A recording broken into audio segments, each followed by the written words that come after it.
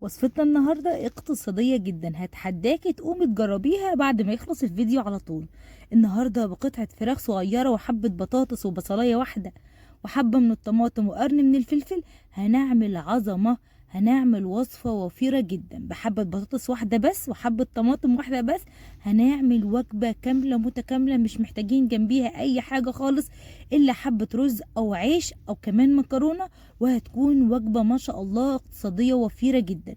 أنا أفكار ميرو ودي قناتي. النهاردة هنعمل مع بعض وصفة جميلة جدا. بس قبل أي كلام صلوا على حضرة النبي العدنان واشتركوا في قناتي لو مش مشتركين. يلا بينا نسمي الرحمن ونشوف خطوات وصفتنا النهاردة ايه. اول حاجه جبت كده صدر الفرخه اللي معايا وهبدا اقطعه القطع كده، بس تكون كبيره شويه، وهتعرفي كبيره ليه عشان وصفتنا النهارده ممتازه. بصوا يا حبايبي، هقطع قطع الفراخ كده بس تكون حجمها كبير شويه علشان ما تكشش مني في التحمير. جبت كده الفراخ بتاعتي بعد ما قطعتها، تنفع كمان صدور وينفع كمان اي قطعه من قطع الفراخ. هنا حبايبي جبت كده حبه من البابريكا، وهرش عليه حبه من الملح وحبه من الفلفل الاسود وحبه صغننين كده من الشطه. تبليها بالبهارات اللي انت تحبيها. كده التوابل بسيطة جدا ومتوفرة في كل بيت زي ما انتوا شايفين كده. وهقلب كل التوابل بتاعتي كويس جدا بالفراخ. انا هشتغل فيها على طول، مش هخليها ولا اي وقت خالص. الوصفة كلها مش هتاخد معايا ربع ساعة وهتكون جاهزة ما شاء الله تبارك الرحمن. قلبت كده الفراخ بتاعتي بالتوابل بالملح اللي انا حطيتهم كويس جدا. حابة تحطي بهارات او اي توابل تانية براحتك. هنا حبايبي جبت الصينية اللي انا هبدأ اشتغل فيها، وهحط فيها حبة صغيرين كده من الزيت، تقريبا قد معلقة ونص من الزيت. وبعد كده هبدأ انزل على طول بالفراخ، بس اهم حاجة الزيت يسخن كويس جدا معايا. بس هنا حبيبي انا بحب احط التركة دي، بحب احط كده معلقة من السمنة البلدي، بتخلي الاكل طعمه حلو وكمان بتخلي قيمته الغذائية عالية جدا.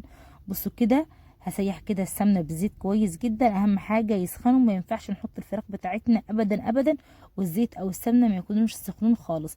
لو نزلناهم قبل ما يسخنوا الفراخ هتنزل ميتها وكمان هتكش مني. زي ما انتوا شايفين كده، اول ما سخنت على طول هبدأ انزل بالفراخ بتاعتي اللي متبلينها مع بعض. بصوا كده ما شاء الله تبارك الرحمن، وصفتنا النهارده خطيره. اتحداك تقوم تجربيها باي قطعه فراخ عندك، هتطلع رهيبه كده. هنعمل من حاجه بسيطه وجبه كامله، والكميه هتشوفيها هتبهرك. بصوا كده يا حبايبي، حطيت الفراخ بتاعتي زي ما انتوا شايفين في الزيت السخن كده ما شاء الله، ولا نزلت ميه ولا كشت مني، بس هتاخد لون من على الجنب ده، مش لون غامق كمان، بس تاخد لون بسيط كده. وبعد كده هبدأ اقلبها على طول. عندك بقى نص فرخة، صدر كبير، ورك فرخة، هتعملي بيه الوصفة دي وهتبهرك، جميلة جدا وريحتها ما شاء الله حاجة كده في منتهى الجمال. بصوا كده، قلبت الفراخ بتاعتي كويس، هتاخد من الجنب التاني لون. وبعد كده هنطلعها على طول قبل ما تحمر وحتى قبل ما تكمل تسوية. يعني بس خدت لون، بس هي ما استوتش، خدت لون بس.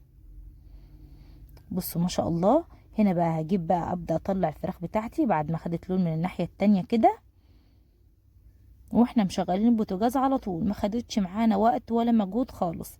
وفي الوقت اللي كانت الفراخ بتاخد فيه لون كنت قطعت كده البصلة اللي معايا، وفي نفس الزيت والسمنه اللي احنا حطيناهم حمرنا فيهم الفراخ على طول هنزل كده بالبطاطس اللي معايا. بس اهم حاجه هدي النار علشان انا كنت معلياها على الفراخ.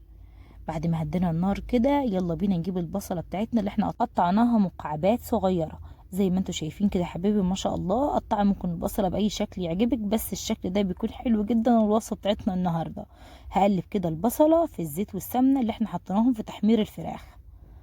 قلت لكم وصفتنا سريعه جدا. اول ما البصله بتاعتنا كده تاخد اللون الاصفر كده، ما تغمقش معايا خالص، بس تبدا تدخل في التحمير كده، هجيب فص توم كده على ايدي زي ما انتوا شايفين وهقطعه بالسكين. لو عندك توم مفروم هتبقى نص معلقه، ما تكتريش عشان احنا حاطين بصل في وصفتنا.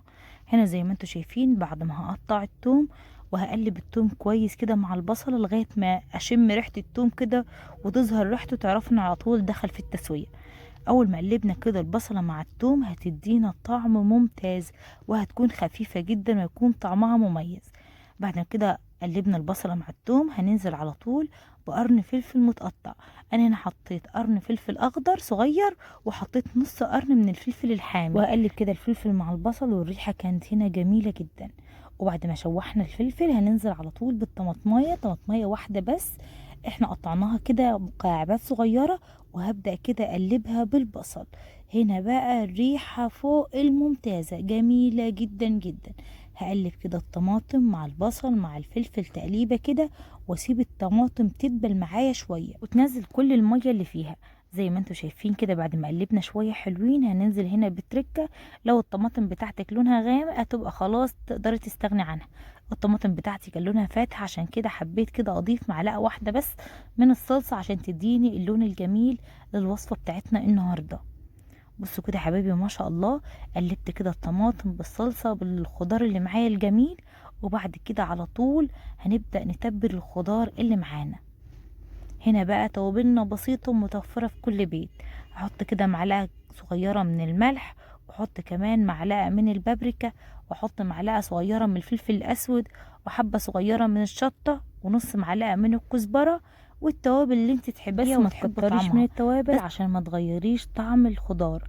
الخضار لما التوابل بتاعته تكتر كده بيتغير طعمه وما يكونش لذيذ، والولاد مش بيرضي ياكلوه. هنا حطيت كمان يا حبايبي نص معلقة كده حلوة من الملح، وهقلب كل الخضار بالتوابل اللي احنا حطيناها مع بعض كويس جدا. وما ننساش طبعا احنا واقفين في المطبخ او واقفين في اي مكان كده نصلي على حضرة النبي ونستغفر دايما عشان ربنا يحسن ما بين ايدينا. هقلب كده التوابل بتاعتي مع الخضار ما شاء الله، وكانت الطماطم اتسبكت كويس جدا. الريحة هنا كانت قوية ما شاء الله تبارك الرحمن. هقلب كده كل الخضار زي ما انتوا شايفين بالطماطم كويس جدا، وبعد كده على طول هنبدأ ننزل بالبطاطس اللي معايا مقطعاها مكعبات صغيرة، بس ما تكونش كبيرة كده، مكعبات متوسطة بالشكل اللي انتوا شايفينه. وهدي التشويحة للبطاطس بالخضار اللي معاه من الطماطم والبصل وكمان الفلفل اللي احنا حطيناه علشان ياخد كده من ريحة البطاطس. هقلب كده تقلبتين تلاتة، وبعد ما اقلب تقلبتين اروح انزل على طول بنص كوباية من المية الدافية علشان تغطي الخضار وكمان عشان البطاطس تستوي. زي ما انتوا شايفين كله بيسأل امال فين الفراخ اللي احنا عملناها في الاول. هقول لكم دلوقتي احنا هنعمل بيها ايه. زي ما انتم ملاحظين كده، بس المية يا دوبك كده غطت البطاطس، وبعد كده على طول ننزل بقطع الفراخ اللي احنا شوحناها في اول حاجة خالص في اول الوصفة بتاعتنا.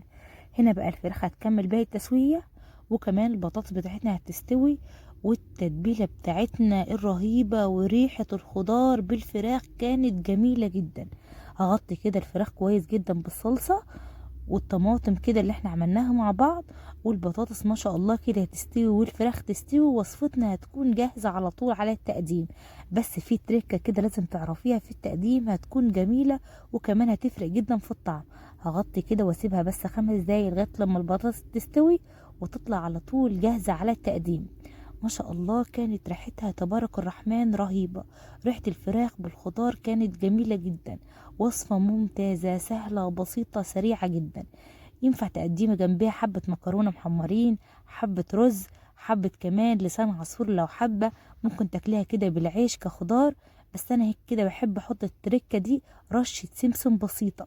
السمسم بيغير طعم الوصفة وبيخليها جميلة جدا، وكمان قيمته الغذائية بيكون عالية.